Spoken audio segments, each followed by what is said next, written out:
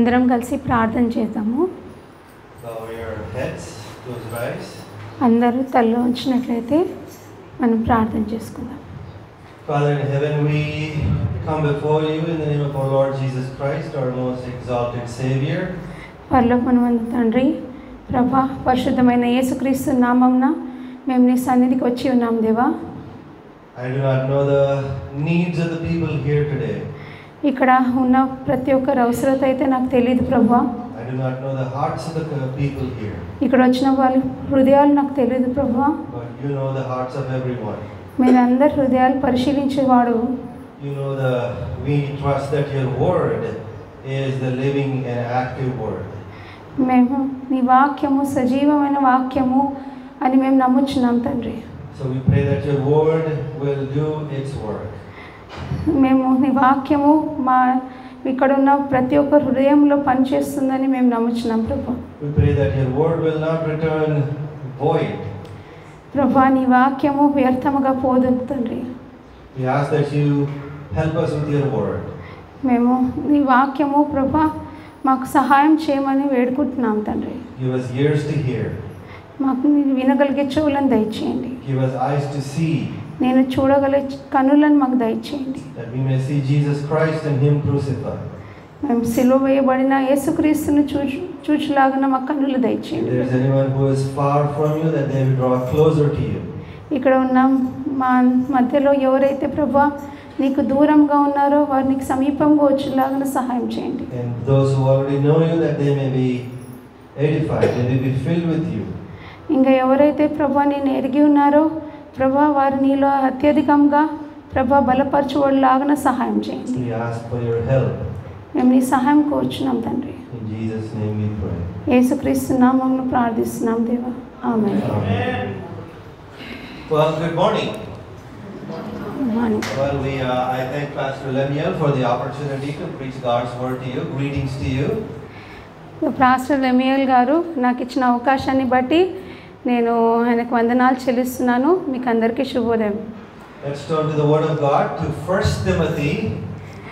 మనము దేవుని వాక్యంలో మొదటి తెస్సలోనికే రాసిన పత్రికకు వెళ్దాము.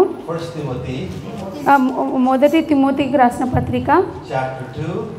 2వ అధ్యాయము Verses 1 through 7. మొదటి వచనం నుండి 7వ వచనం వరకు చదువుకుందాం. First of all, then I urge that prayers, supplications, prayers, and intercessions and thanksgivings be made for all people, for kings and all who are in high positions, that we may lead a peaceful and quiet, godly and dignified in every way. This is good and it is pleasing in the sight of God our Savior, who desires all people to be saved and come to the knowledge of the truth. For there is one God and there is one mediator between God and men, the man Jesus Christ, who gave himself as a ransom for all, which is the testimony given at the proper time. For this I was appointed a preacher and an apostle. I am telling the truth, I am not lying, a teacher of the Gentiles in faith and truth. 2వ అధ్యాయము మొదటి నుంచి 7 వచనములు చదువుకుందాము. మనము సంపూర్ణ భక్తియు మాన్యతయు కలిగి నెమ్మదిగాను సుఖముగాను బ్రతుకు నిమిత్తము అన్నిటికంటే ముఖ్యముగా మనుషులందరి కొరకును రాజుల కొరకును అధికారులందరి కొరకును విజ్ఞాపనలను ప్రార్థనలను యాచనలను కృతజ్ఞతాస్తుతులను చేయవలెనని హెచ్చరించుచున్నాను. ఇది మంచిదియు మన రక్షకుడకు దేవుని దృష్టికి అనుకూలమైనది ఉన్నది. ఆయన మనుషులందరూ రక్షణ పొంది సత్యమును గూర్చి అనుభవ జ్ఞానము గలవారై ఉండవలెనని ఇచ్చయించుచున్నాడు. దేవుడొక్కడే, దేవునికి నరునికును మధ్యవర్తియు ఒకడే, ఆయన క్రీస్తు యేసును నరుడు. ఈయన అందరి కొరకు విమోచన క్రయధనముగా తన్ను తానే సమర్పించుకొనెను. దీనిని గూర్చిన సాక్ష్యము యుక్త కాలము యందు ఇయ్యబడును. ఈ సాక్ష్యం ఇచ్చుటకై నేను ప్రకటించు వాడునుగాను అపోస్తులుగాను విశ్వాస సత్యము విషయములో అన్యజనులకు బోధకుడునుగాను నియమింపబడితిని. నేను సత్యమే చెప్పుచున్నాను. అబద్ధం ఆడుట లేదు. Read verse 8 also. I desire then that in every place the men should pray, lifting holy hands without anger or quarreling. 8వ వచనం కూడా చదువుకున్నాము. కావున ప్రతి స్థలమందును పురుషులు కోపమును సంశయమును లేనివారై పవిత్రమైన చేతులెత్తి ప్రార్థన చేయవలెనని కోరుచున్నాను. So this ministry is called Jesus the Door Ministries, correct? ఈ సంఘంని యేసే ద్వారం సంఘం అని చెప్పుచున్నాము. So if someone asked you what is Jesus the Door Ministries about, what will you say? ఎవరైనా మిమ్మల్ని యేసే ద్వారం సంఘం అంటే ఏంటి అని మీరు ఏం చెప్తారు? Can someone say that okay you gather every Sunday? మేమందరం కూడి ఇక్కడ కలుసుకుంటామని చెప్తారా? That is true, you gather every Sunday, correct? అది నిజమే. మనం అందరం ఇక్కడ కూడి మనం ఇక్కడ అందరం కలిసి ఇక్కడ ఉంటాము. And will they know that you gather and sing together? మనం ఇక్కడ అందరం కలిసి ఇక్కడ పాటలు పాడతామని వారికి తెలుసా? Surely that is what you do. You have sung beautifully this morning. మనం ఏదైతే ఆరాధన చేసామో అది చాలా అందంగా ఉంది అని చెప్తున్నాం. And would people be able to say that you help each other, you love each other?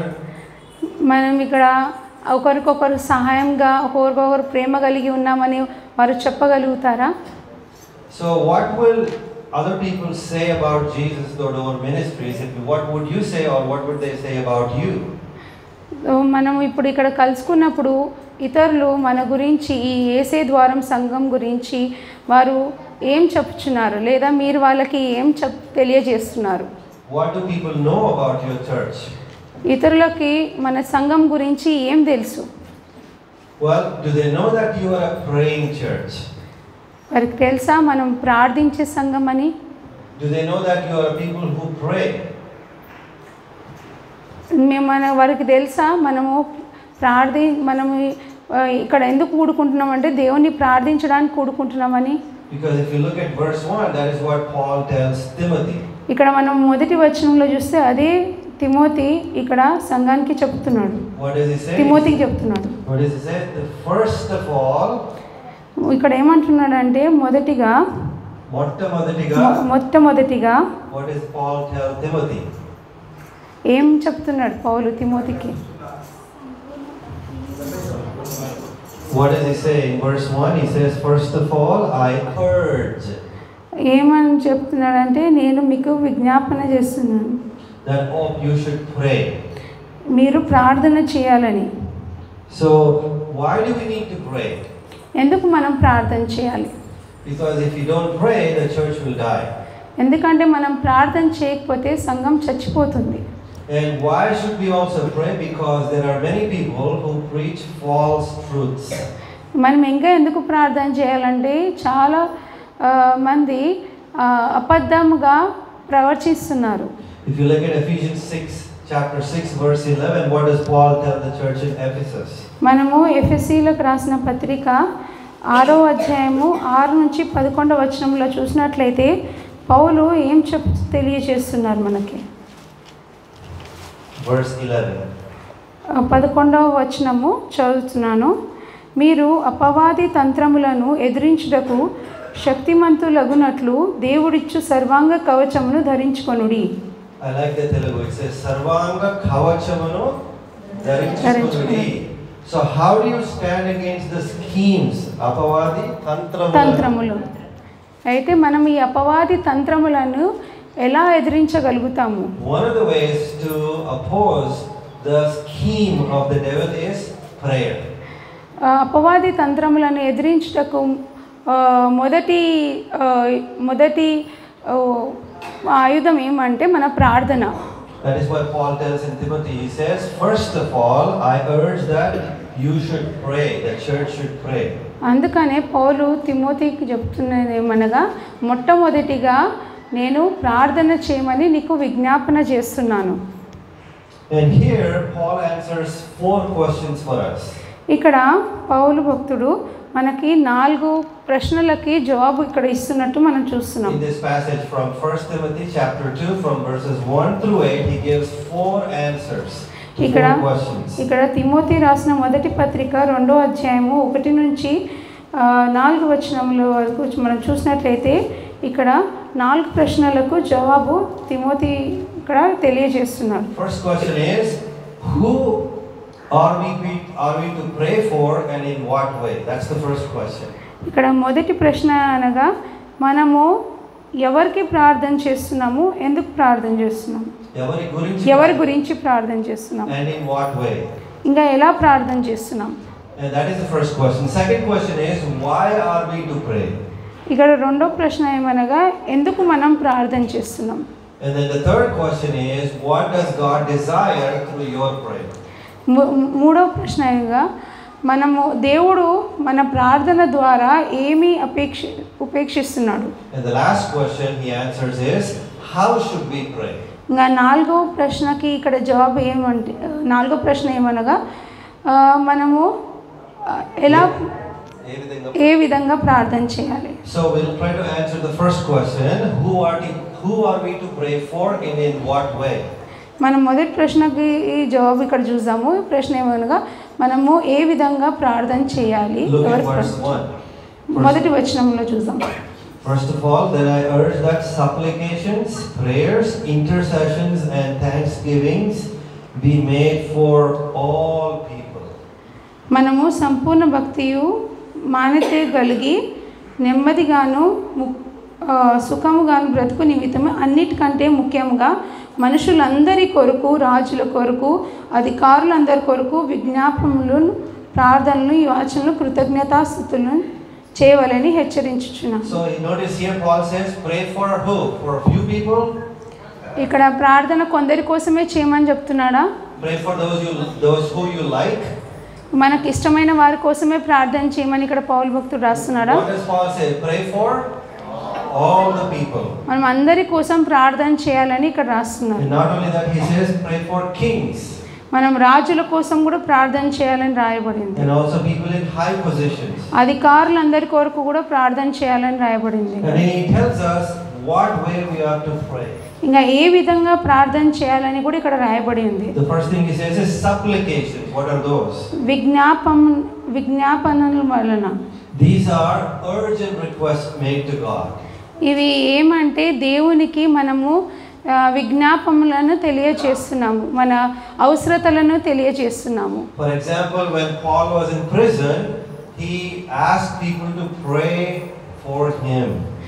పౌలు భక్తుడు చెరసాలలో ఉన్నప్పుడు తర్వాత సంఘానికి ఏం అడిగినాడంటే నా కోసము ప్రార్థన చేయండి అని చెప్తున్నాడు. So that he will be rescued from prison.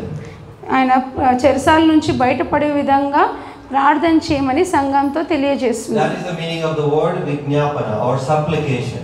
దానే విజ్ఞాపనలు అని పడుతుంది. The second word that he says is prayers. రెండో విధంగా ఎలా అంటే ప్రార్థన వలన. This is a devotional prayer, that is personal prayer. ఇది భక్తిగల ప్రార్థన, అలాగే వ్యక్తిగతమైన ప్రార్థన. What is the first thing that you do in the morning? మనం పొద్దున్న లేచిన వెంటనే ఏం చేస్తాము? Some of you are watching the phone. Is that the first thing that you do? పొద్దున్న లేచిన వెంటనే మనం మన ఫోన్లో చూసుకుంటామా?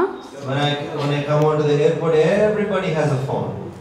ఎయిర్పోర్ట్ నుంచి బయటకు వచ్చిన వెంటనే అందరి దగ్గర ఫోన్లు ఉన్నాయి. Even the smallest child has a phone. చిన్న పిల్లల దగ్గర నుంచి వాళ్ళ దగ్గర చేతిలో ఫోన్ ఉంది. And so you're training the children to look at the phone early in the morning. So మనం చిన్న పిల్లలకి పొద్దున్నే లేచి ఫోన్ చూడాలి అని మనము వాళ్ళకి అలవాటు చేస్తున్నాం. Whether you like it or not, that has become a habit. అది మీకు ఇష్టం ఉండకపోవచ్చు, లేకపోవచ్చు, కానీ అది అలవాటుగా మారిపోయింది. But what is your habit first thing in the morning? మీరు పొద్దున్నే లేచిన వెంటనే మీది అలవాటు, దినచర్య అలవాటు ఏంటి? A man of God once said, who do you see first thing in the morning? ఒక దైవజనుడు ఏం తెలియజేస్తున్నాడంటే మొట్టమొదటిగా మనం ఎవరిని వెతుకుచున్నాము. the first person that you should see in the morning is God. మనం మొట్టమొదటిగా మనము ఎదురు చూసే మనిషి ఎవరు ఉండాలంటే ఆ దేవుడు ఉండాలి.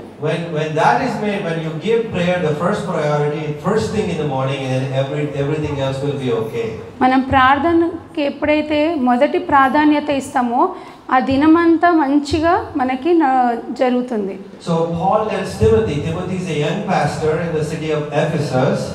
తిమోతి ఎఫెసీ అనే ప్రాంతంలో మొదటి పాస్టర్ కాబట్టి ఇక్కడ పౌలు భక్తుడు తిమోతికి ఏం చెప్తున్నాడంటే you pray. నువ్వు ప్రార్థన చెయ్యి. This is a duty of prayer. ఇది ప్రార్థన యొక్క పని. And the third way that we ought to pray is intercessions. ఇంకా మూడవది మనం ఎలా ప్రార్థన చేయాలంటే యాచనలను చేయాలి. So this is making a prayer on behalf of other people. మనం ఇతరుల కోసము మనం ప్రార్థన చేయడం. So this is the third way of praying. అది మూడో విధమైన ప్రార్థన. And the last way you pray is by thanksgiving. ఇంకా చివరి విధమైన ప్రార్థన ఏంటంటే కృతజ్ఞతాస్తుతులు కలిగి ఉండుట. So do you give thanks? మనం కృతజ్ఞతలు చెల్లిస్తున్నామా? Paul tells in 1 Thessalonians, he says, give thanks in all circumstances. Timothy మొదటి తెస్సలోనిక పత్రికలో ఏం చెప్తున్నాడంటే ప్రతి విషయంలోనూ మనం కృతజ్ఞత కలిగి ఉండాలి. Not for all circumstances, but in all circumstances. ప్రతి విధముల కోసం కాదు, ప్రతి విధముల యందు మనము కృతజ్ఞత కలిగి ఉండాలి. ప్రతి విధములలో. So some situations may be difficult for you, correct? కొన్ని పరిస్థితులు మనకి కష్టమైన పరిస్థితులు ఉండొచ్చు. But it says even in the difficult situation, praise and thank God. మనం కష్టమైన పరిస్థితిలో కూడా మనము దేవుని స్తుతించి మనం దేవునికి ప్రార్థన చేయాలి. So who are we to pray for? ఎవరి కోసం మనం ప్రార్థన చేయాలి? Pray for all people. అందరి కోసం ప్రార్థన చేయాలి. Pray for government officials. అధికారుల కోసం ప్రార్థన చేయాలి. Pray for the people who are the rulers of this country. ప్రభుత్వంలో పరిపాలించే వారి కోసం ప్రార్థన చేయాలి. Pray for your parents. మనం తల్లిదండ్రుల కోసం ప్రార్థన చేయాలి. Pray for your neighbors. మనము మన పక్కింటి వారి కోసం ప్రార్థన చేయాలి. What did Jesus say? He said pray for your enemies as well. యేసుప్రభు ఏం చెప్తున్నాడు? మన శత్రువుల కోసం కూడా మనం ప్రార్థన చేయాలి. This is a very difficult task to do, right? అది మనకు చాలా కష్టమైన పరిస్థితి కదా. But Christians are to pray for their enemies also. కానీ మనం క్రైస్తవులుగా మనం మన శత్రువుల కోసం కూడా మనం ప్రార్థన చేయాలి. So that is the answer to the first question. అది మొదటి ప్రశ్నకు జవాబు. Now the second question is why are we to pray? రెండో ప్రశ్న ఏమంటే ఎందుకు మనం ప్రార్థన చేయాలి? Look at verse 2. రెండో వచనం నుండి చూస్తాము. That we may lead a peaceful and quiet life, godly and dignified in each every way. తెలుగులో మొదటి వచనం ఉంది. మనం సంపూర్ణ భక్తియు మాన్యతయు కలిగి నెమ్మదిగా సుఖముగా బ్రతుకు నిమిత్తము. Who wants to live a confused life? ఎవరికి ఆందోళనమైన బ్రతుకు బతకాలని ఉంది? Anybody wants to lift their hand? When you wake up in the morning and say నాకు ఆందోళన కావాలండి ఎవరైనా అనుకుంటారా? But here Paul says this is why you are to pray, because you want to lead a peaceful and quiet life. మనం ఇక్కడ పౌలు భక్తుడు ఏమంటున్నాడు అంటే మనం ఎందుకు ప్రార్థన చేయాలంటే మనం సుఖముగా బ్రతుకు నిమిత్తము మనం ప్రార్థన చేయాలి. Quiet life. ప్రశాంతమైన జీవితం బ్రతుకు నిమిత్తం ప్రార్థన చేయాలి. నెమ్మదిగా దేవుని యందు కలిగిన జీవితం బ్రతుకు భక్తి గల జీవితం బ్రతుకు. మనము మాన్యతే కలిగిన జీవితం బ్రతుకున్నట్లు. Here there are two ways, and how do you get a quiet life? మనకి నెమ్మది కలిగిన జీవితం మనకు ఎలా వస్తుంది? Peaceful life. పీస్ఫుల్ నెమ్మది కలిగిన జీవితం, సమాధానం కలిగిన జీవితం. Because the people who are the elected officials in the government, they are the ones who are given the authority to maintain peace and security in the land, correct? మన ప్రభుత్వంలో మనం ఎవరినైతే ఎన్నిక చేసి ఉన్నామో ఆ అధికారులకి వాళ్ళ బాధ్యత ఏమంటే ఆ ప్రాంతం వాళ్ళు ఉన్న పరిపాలించే ప్రాంతంలో నెమ్మదిగా సమాధానంగా అందరినీ చేయాలని వారిని మనం ఎన్నుకున్నాం. That is the duty. అది వాళ్ళ బాధ్యత. So when you pray for those people, they are the ones who will implement peace and security. So pray for those people.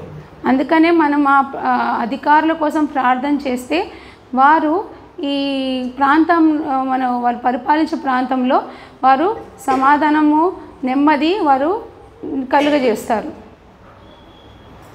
So Paul says, if you want to live a godly and peaceful life, pray for those officials, pray for those who are over you in the government. అందుకనే పౌలు భక్తుడు ఇక్కడ ఏమంటున్నాడంటే, మనము భక్తి కలిగిన ప్రశాంత సమాధానమైన జీవితం బ్రతకాలంటే మనము అధికారుల కోసము మనము ప్రార్థన చేయాలి. Now this is an interesting way that Paul tells Timothy. ఇది చాలా ఆసక్తికరమైన విషయము ఇక్కడ మన పౌలు రాస్తాడు. Paul says, once upon a time as believers you used to live a different way. మనము ఇక్కడ పౌలు ఏమంటున్నాడు, మనము భక్తి కలిగిన వారమై ఉన్నప్పుడు మనము ఒక విధముగా బ్రతుకుచున్నాము. But before you knew Jesus Christ, you used to live a different way. కానీ దేవుని ఎరిగిన వారమై కాకముందు మనం ఇంకొక విధమైన జీవితం మనం బ్రతుకుచున్నాం. That is the word that he uses here in this verse. ఇక్కడ అదే వాక్యము ఇక్కడ పౌలు మనకు తెలియజేస్తున్నారు. How were you living before you know Jesus Christ? మీరు ఎలా బ్రతుకుతుండ్రి ముందు యేసుక్రీస్తుని ఎరిగిన వారం కాకముందు మనం ఎలా బ్రతుకుతుంటిమి? In Titus 3 tells us, Titus 3 chapter 7, he tells us how you used to live. తీతుకు రాసిన పత్రికలో మనం ఇక్కడ చూస్తాము ఎలా మనం బ్రతుకు 3వ అధ్యాయము 3వ వచనంలో మనం ఇలా చూస్తున్నాం. మనం ఎలా దేవుని ఎరగక ముందు మనం ఎలా బ్రతుకుతుంటిమో ఇక్కడ మనం చూస్తాం. 3వ వచనం నుండి 7వ వచనం వరకు చదువుతున్నాను. రెండవ అధ్యాయము, క్షమించండి, 2వ అధ్యాయము 3వ వచనం నుండి 7వ వచనం వరకు. అలాగనే వృద్ధ స్త్రీలు కొండెకత్తులను మిగుల మద్యపానం సక్తులై యుండక ప్రవర్తన యందు భయభక్తులు గలవారై యుండవలెననియు దేవుని వాక్యం. Chapter 3 verses 3 through 7. Chapter 3. 3వ అధ్యాయము 3 నుంచి 7 వచనములు. ఎందుకనగా మనము కూడమునుపు అవివేకులను అవిధేయులను మోసపోయిన వారమును నానా విధములైన దురాశలకును భోగములకును దాసులము నయ్యుండి దుష్టత్వము నందును అసూయ నందును కాలము గడుపుచు అసహ్యులమై ఒకనినొకడు ద్వేషించుచూ ఉంటిమి గాని మన రక్షకుడైన దేవుని యొక్క దయయు మానవుల ఎడల ఆయనకున్న ప్రేమయు ప్రత్యక్షమైనప్పుడు మనం నీతిని అనుసరించి చేసిన క్రియల మూలముగా కాక తన కనికరము చొప్పుననే పునర్జన్మ సంబంధమైన స్నానము ద్వారాను పరిశుద్ధాత్మ మనకు నూతన స్వభావము కలుగజేయుట ద్వారాను మనలను రక్షించెను.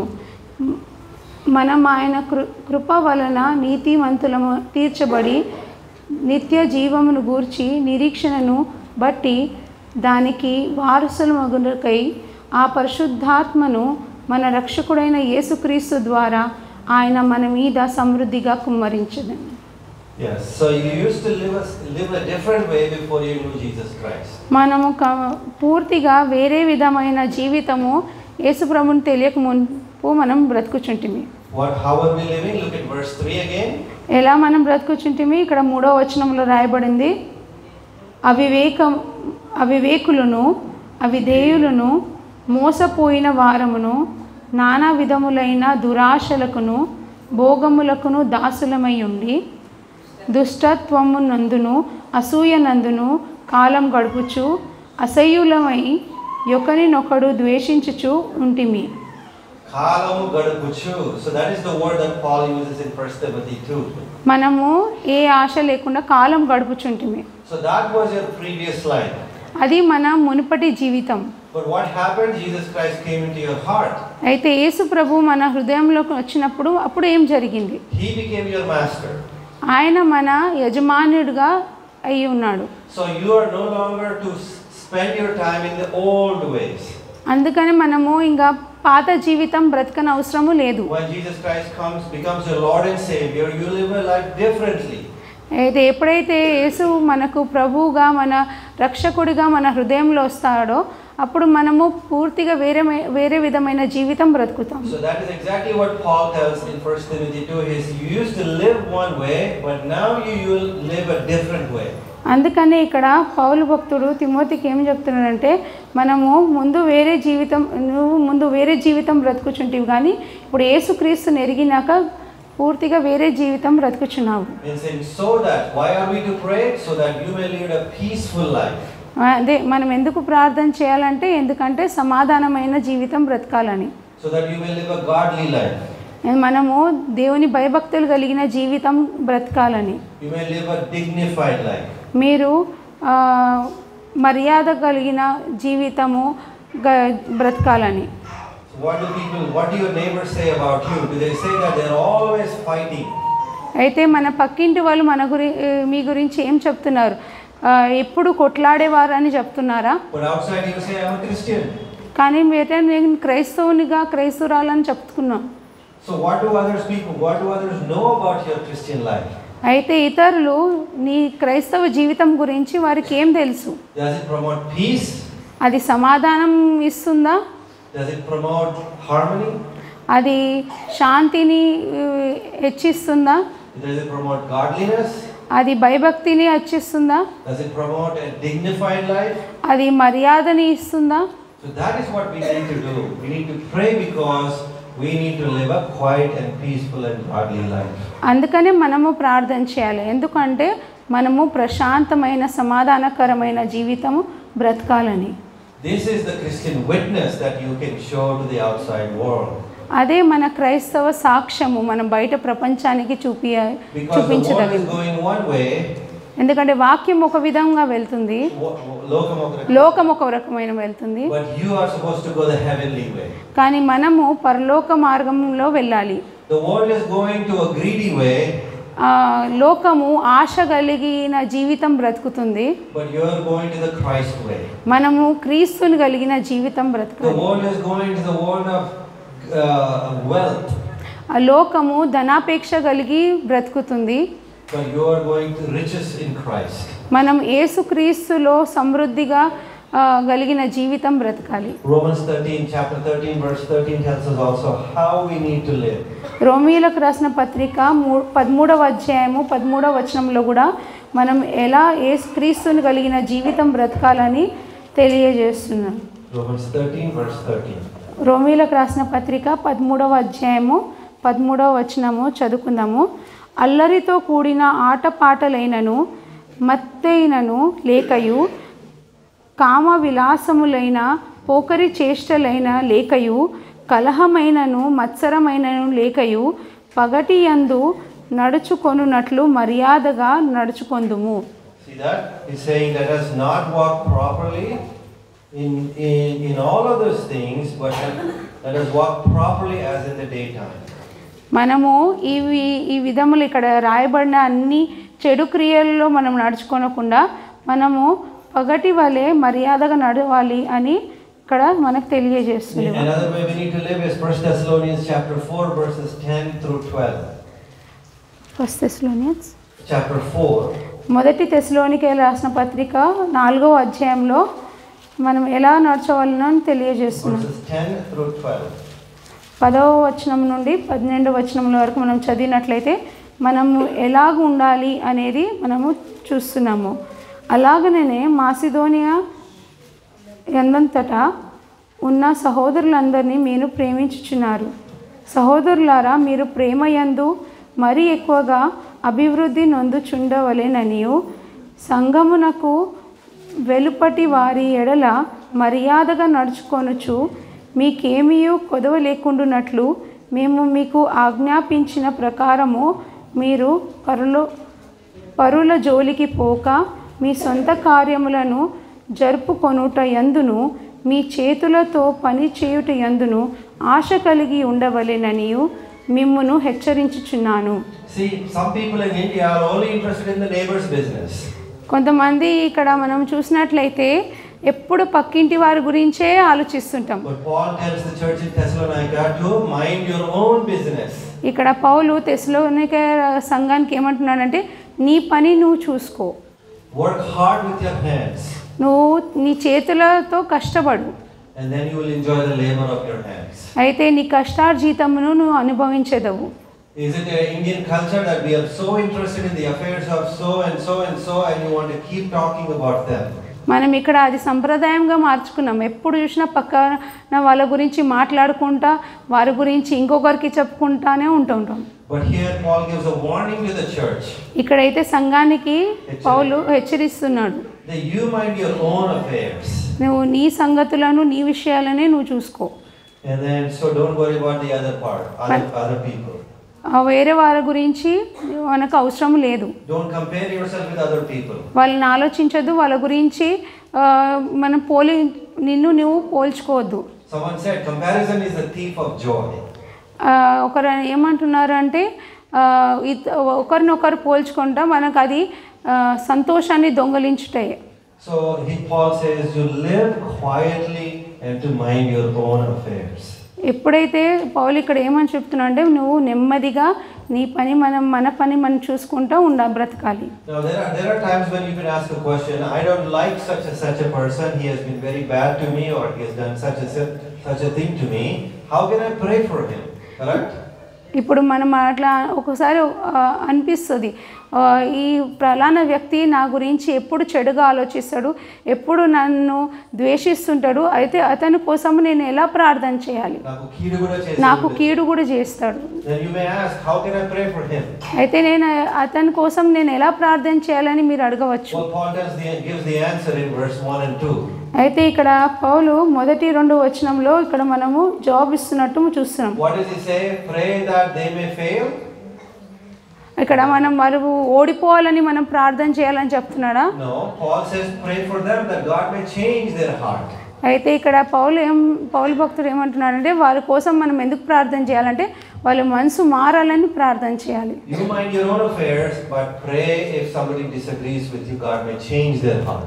అయితే మనము మన పని మనం చూసుకోవాలి, కానీ ఇతరులు ఎప్పుడైతే మనకి మిమ్మల్ని ఇబ్బంది పెడతారో వారి కోసం మనం ప్రార్థన చేయాలి. So we looked at two answers to two questions, right? అయితే Who are we to pray for all people, for all the people in high positions.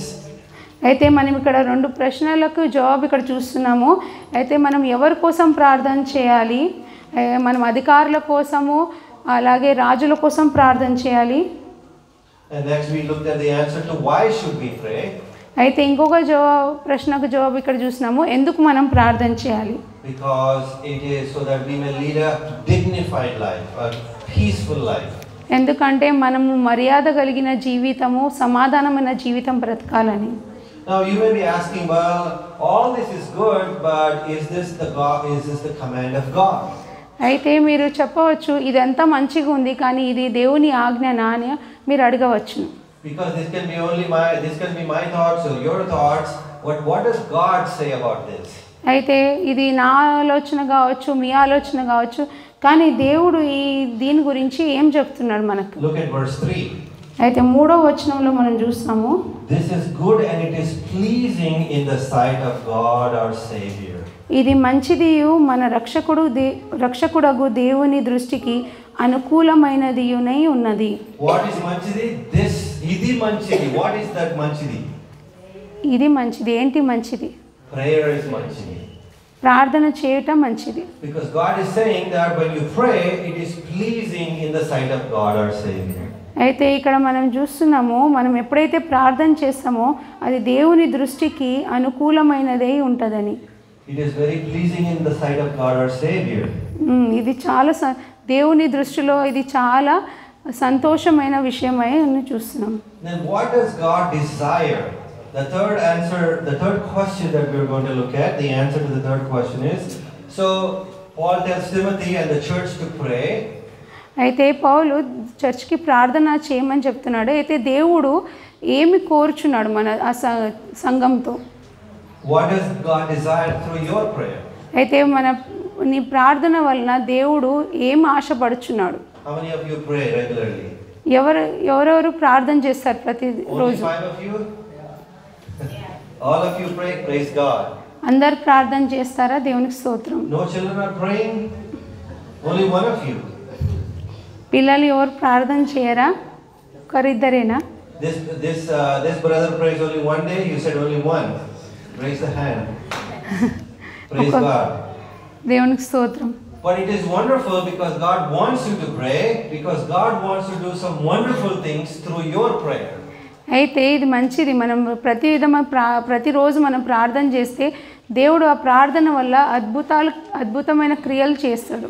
Do you know that God wants to use your prayer for something wonderful? అయితే దేవుడు మన ప్రార్థనని ఉపయోగించి ఒక గొప్ప కార్యాలు చేయాలని తలంచి ఉన్నాడు. What is that wonderful thing that God wants to do through your prayer? అయితే ఆ గొప్ప విషయం ఏంటి మన ప్రార్థన ద్వారా చేయవలసిన? Look at verses 4. అయితే 4వ వచనంలో చూద్దాము. 3 and 4. 3వ వచనం 4వ వచనం చూద్దాము. ఇది మంచిదియు మన రక్షకుడగు దేవుని దృష్టికి అనుకూలమైనది ఉన్నది. ఆయన మనుషులందరి రక్షణ పొంది సత్యమును గూర్చిన అనుభవ జ్ఞానము గలవారై ఉండవలెనని ఇచ్చయించుచున్నాడు. So you look at verse 4. What does God desire through your prayer? అయితే దేవుడు ఏమి ఇచ్చగలిగి ఉన్నాడు ఇక్కడ మన ప్రార్థన ద్వారా? God's desire that all people should be saved. అయితే దేవుని ఆశ ఏమంటే అందరూ రక్షింపబడాలి. And they should come to the knowledge of the truth. అయితే వారు సత్యమును గురించిన జ్ఞానము తెలుసుకొని ఉండాలి అని. What a wonderful gift God wants to give you. ఇది ఎంత గొప్ప బహుమానం దేవుడు మనకి ఇవ్వబోతున్నాడు. You can start praying for somebody who doesn't know the truth. అయితే మీరు ఎవరి కోసం ప్రార్థన చేయాలంటే ఎవరికి సత్యం తెలియదో వారి కోసం ప్రార్థన చేయొచ్చు. And God wants to use that prayer so that they may know the truth. అయితే వారు సత్యం తెలుసుకునే విధంగా మీ ప్రార్థనని దేవుడు వాడుకొంచున్నాడు. Yesterday I went to the exhibition with my son. అయితే నిన్న నేను ఎగ్జిబిషన్కి వెళ్ళున్నాను నా కుటుంబంతో. And so we were eating in that place where we were eating halim. మేము అక్కడ హలీం తింటుంటే So we were 3 at the table. మేము ముగ్గురం అక్కడ టేబుల్ మీద కూర్చుని ఉన్నాం. And there was another man who said, "Can I sit with you?" అయితే ఇంకొక వ్యక్తి వచ్చి నేను మీతో కూర్చోవచ్చా అని అడిగినాడు. And he was a stranger. We did not know who he was. అయితే ఆయన మాకు తెలియని వ్యక్తి అక్కడికి వచ్చి కూర్చున్నాడు. And we started talking to him. అయితే మేము మాట్లాడుకుంటుంటే Then he asked, "Where are you from?" అయితే ఆయన వచ్చి ఆయన ఉండి మీరు ఎక్కడి నుంచి వచ్చారు అని అడిగినాడు. Then I said we were in the ministry.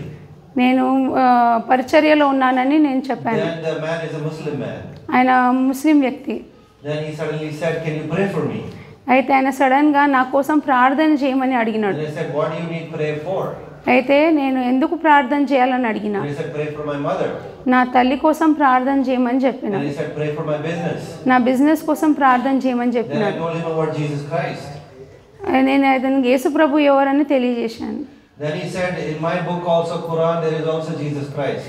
అయితే ఆయన ఏమన్నాడంటే మా గ్రంథం ఖురాన్లో కూడా యేసు ప్రభు గురించి రాయబడి ఉంది అని చెప్పిన. Then I said, "I do not know much about Quran." నేను నా ఖురాన్ గురించి నాకు ఎక్కువ తెలియదు అని చెప్పాను. I know a little bit about Quran. నాకు చాలా తక్కువ తెలుసు ఖురాన్ గురించి. But I said, "I know what Jesus Christ says in the Bible." కానీ నాకు యేసు ప్రభు బైబిల్లో ఏం చెప్తున్నారో అది నాకు తెలుసు. I told him in John that Jesus said himself in John chapter 14 verse 6 that I am the way, the truth and the life. అయితే యోహాన్ సువార్తలో 14వ అధ్యాయంలో అక్కడ చూసినట్లయితే నేనే మార్గము సత్యము జీవంనే ఉన్నానని యేసు ప్రభు తెలియజేసినాడని చెప్పాను. I said that he is the only way to God. నేనేం చెప్పానంటే మన దేవుని దగ్గరికి వెళ్ళే మార్గము యేసు ప్రభు ఒక్కడే. And so I asked him, "Can I pray for you right now?" అయితే నేను అడిగినాను నేను ఇప్పుడు ప్రార్థన చేయవచ్చా? Then he asked us to pray.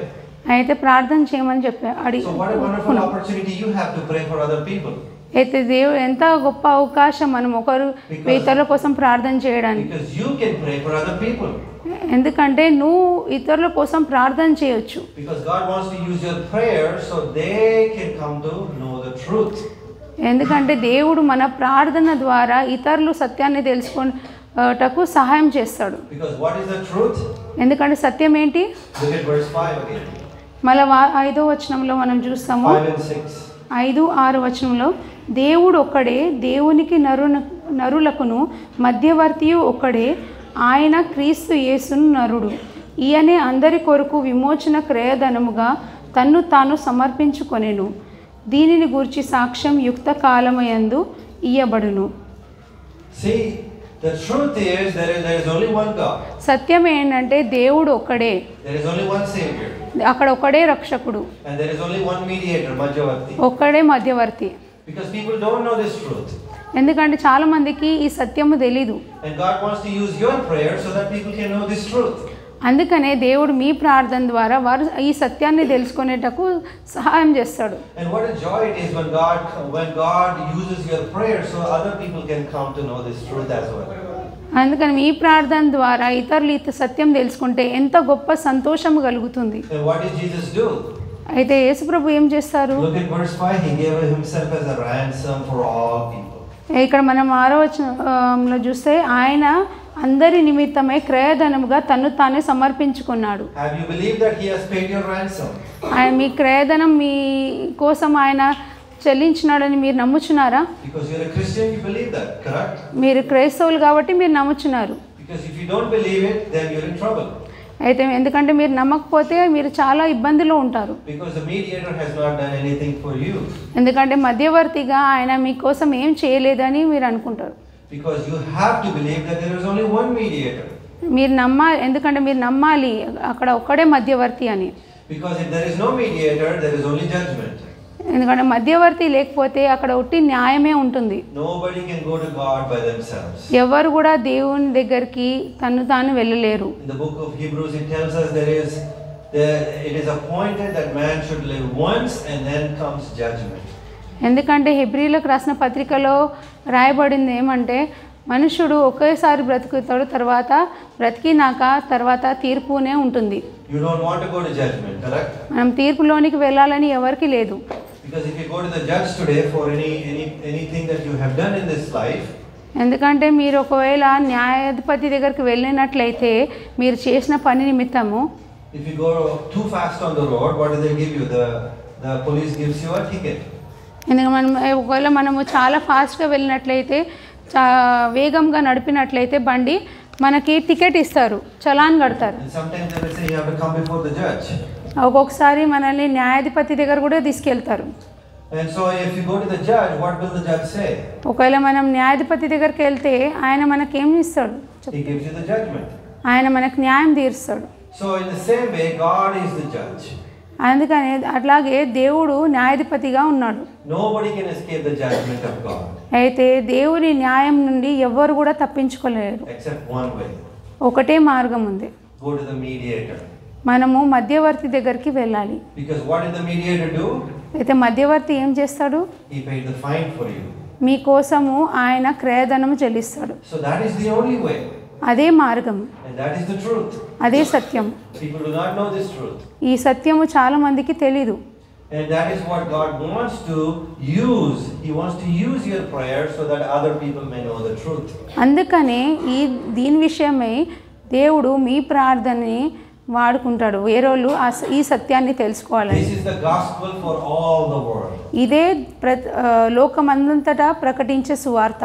Look at 1 Timothy chapter 1 verse 15. తిమోతీయులకు రాసిన మొదటి పత్రిక 1వ అధ్యాయము 15వ వచనంలో మనం చూసుకున్నట్లయితే, పాపులను రక్షించుటకు క్రీస్తు యేసు లోకమునకు వచ్చెనని వాక్యము నమ్మదగినదియు పూర్ణ అంగీకారమునకు యోగ్యమైనదియునై ఉన్నది. అట్టి వారిలో నేను ప్రధానుడును.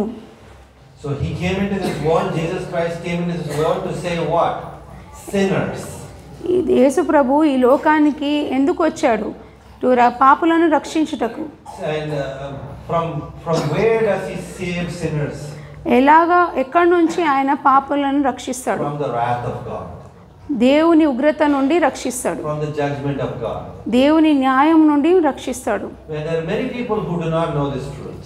చాలా మందికి ఈ సత్యము తెలీదు. But God wants to use your prayer. కానీ దేవుడు నీ ప్రార్థనని వాడుకోవాలనుకుంటున్నాడు. Sinners will perish if you continue in sin.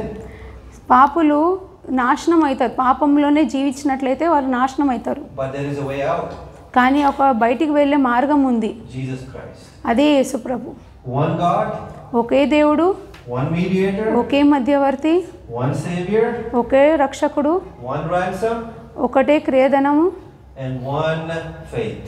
ఒకటే విశ్వాసం. And Paul says this is the testimony given the proper time. ఇదే సాక్ష్యము అప్పుడు ప్రవక్తలు ఇచ్చి ఉన్నారు. So God wants to use your prayer and your testimony to save other people too. అందుకనే దేవుడు నీ సాక్ష్యము నీ ప్రార్థనను ఇతరులు రక్షించుటకు వాడుకొంచున్నారు. So we answered three answers for 3 questions. మనం ఇప్పుడు 3 ప్రశ్నలకు జవాబు తెలుసుకొని ఉన్నాము. Who are we to pray for? మనం ఎవరి కోసం ప్రార్థన చేయాలి? Why are we to pray for? ఎందుకు మనం ప్రార్థన చేయాలి? How are we to pray? What does God desire through your prayer? మన ప్రార్థన ద్వారా దేవుడు ఏం ఆశ కలిగి ఉన్నాడు? And the last question we are going to try to answer is, how are you to pray? So చివరి ప్రశ్నకు జవాబు తెలుసుకుంటాం. ప్రశ్న ఏమంటే ఎలాగ మనం ప్రార్థన చేయాలి? Look at verse 8. 8వ వచనంలో మనం చూద్దాము. కావున ప్రతి స్థలమందును పురుషులు కోపమును సంశయమును లేనివారై పవిత్రమైన చేతులెత్తి ప్రార్థన చేయవలెనని కోరుచున్నాను. See, what does Paul say? He says lifting holy hands. ఇక్కడ పౌలు భక్తుడు ఏం రాస్తున్నాడంటే పవిత్రమైన చేతులెత్తి. What does that mean? అంటే ఏంటి? It's an expression. అది ఒక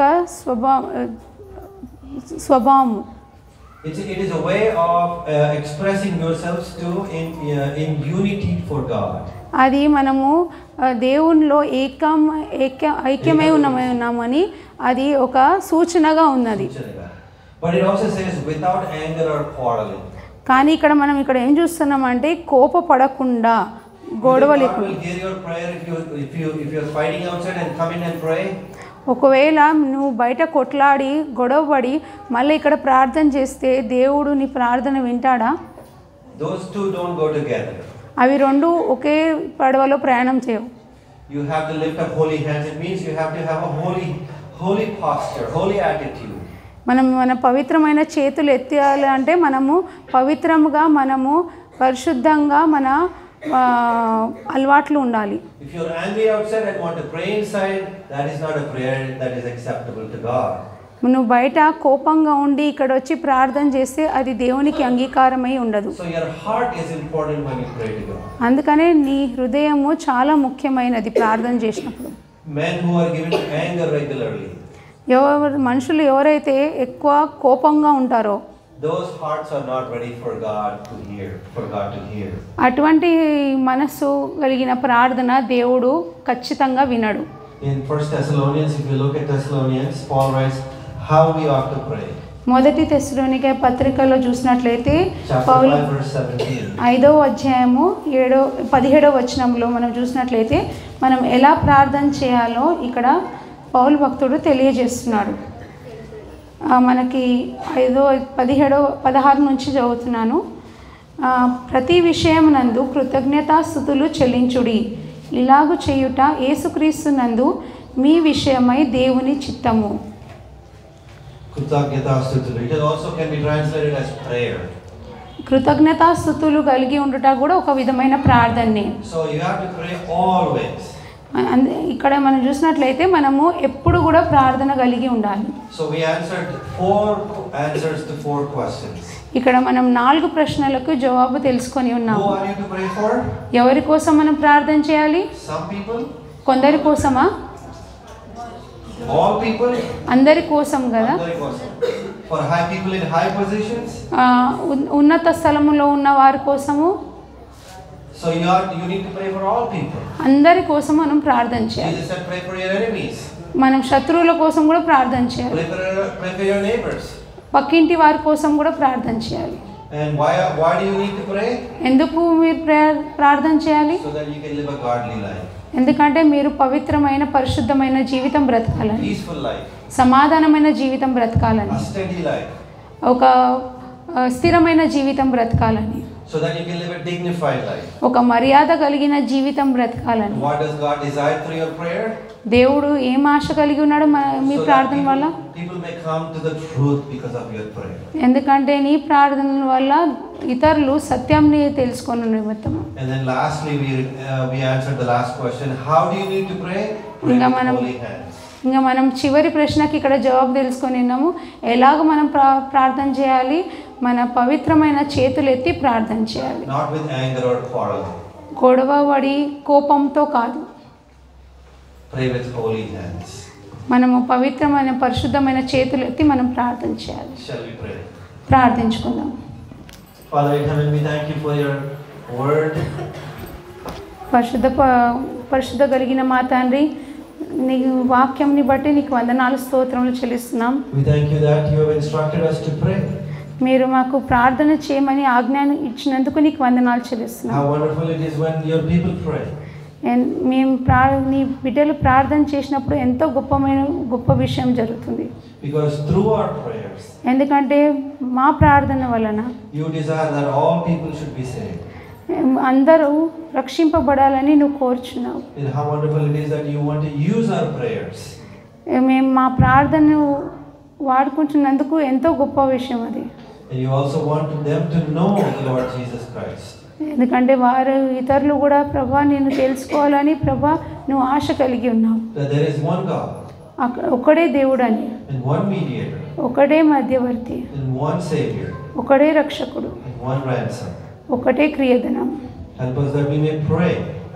మేము అందరి కోసం ప్రార్థన చేయాలని సాయం చేయండి. That this church may be a praying church. ఈ సంఘము ప్రార్థించే సంఘంగా సిద్ధపరచండి. That we may wake up early in the morning and pray to you. మేము ఉదయాన్నే పొద్దున్నే లేచి ప్రభా నిన్ను ప్రార్థించే మనసు దయచేయండి. That we may meditate on your word day and night.